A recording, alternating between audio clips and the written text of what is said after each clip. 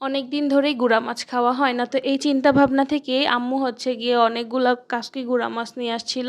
আর আমার কাছে মনে হয় এই মাছটা হচ্ছে তাজা রান্না করলে সবচাইতে বেশি ভালো হয়, এই জন্য ফ্রিজে না রেখে সরাসরি রান্না করতে চলে আসছি। আর কাসকি গুড়া মাছ রান্না করার জন্য এখানে আমি আলু নিয়েছি, সাথে দিয়ে দিলাম টমেটো, আরও দিয়ে দিলাম পেঁয়াজ কুচি, অল্প একটু পরিমাণ আদা রসুন বাটা, এবার হচ্ছে মরিচের গুঁড়া, হলুদের গুঁড়া আর সামান্য পরিমাণ জিরার গুঁড়া, সাথে আরও দিয়েছিলাম হচ্ছে সয়াবিন তেল, না সরি এটা হচ্ছে রাইস ব্রান অয়েল। আর এবার দিয়ে দিলাম হচ্ছে স্বাদ মতন লবণ। প্রথমে হচ্ছে সবগুলো মশলার সাথে আলু আর টমেটো খুব ভালোভাবে হাত দিয়ে মথে নিতে হবে। আর আমার কাছে মনে হয় এভাবে করে গুঁড়া মাছ রান্না করলে এটার বেস্ট স্বাদ পাওয়া যায়, এত পরিমাণ মজা হয় যা বলার বাহিরে।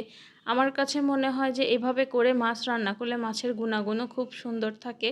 আর এখানে এই যে কাসকি গুঁড়া মাছের সাথে কিছু মলা মাছও ছিল, সাথে চিংড়ি মাছের গুঁড়াও ছিল।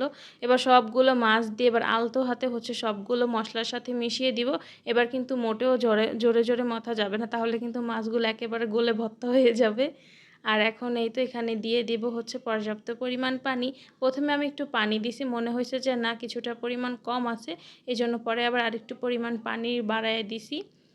আর বর্তমানে যেহেতু হচ্ছে আমড়ার সিজন চলতেছে, তো আমার কাছে মনে হয়েছে যে একটু আমড়া দিলে অনেক বেশি ভালো লাগবে, এই জন্য আমি এখানে পরবর্তীতে একটা গোটা আমড়া অ্যাড করছি, সাথে আরও দিয়ে দিয়েছি হচ্ছে কাঁচা মরিচ। আপনারা কারা কারা এরকম মাছের সাথে আমড়া দিয়ে বা জলপাই দিয়ে খাইছেন চাইলে কমেন্ট করে জানাতে পারেন। আর এখন এই আমড়াটা দিয়ে আর একবার হচ্ছে একটু মিশিয়ে দিব। এবার হচ্ছে চুলায় দিয়ে দিব, চুলায় দিয়ে কিন্তু একেবারে নাড়াচাড়া দেওয়া যাবে না, এটা একেবারে এইভাবেই হবে। আর ঝোল কমে আসা পর্যন্ত অপেক্ষা করব। আমি মাঝখানে একটুখানি হালকা করে নেড়ে দিছিলাম। আর এখন এই তো ঝোলও টেনে গেছে। আর নামানোর আগ দিয়ে হচ্ছে দিয়ে দিলাম ধনিয়া পাতা। ধনিয়া পাতা না দিলে মনে হয় যে না মাছের মধ্যে একটুখানি অসম্পূর্ণ থেকে যায়। আর এখন এই তো ধনিয়া পাতা দিয়ে হচ্ছে নামায় ফেলবো। আর ভিডিও করার সময় এত পরিমাণ ধোঁয়া ওঠে। আর এখন এই তো গুঁড়া মাছ একেবারে রেডি। ভিডিওটি ভালো লাগলে পেজে লাইক ফলো দিতে ভুলবেন না, চ্যানেলটি সাবস্ক্রাইব করবেন। আল্লাহ হাফেজ।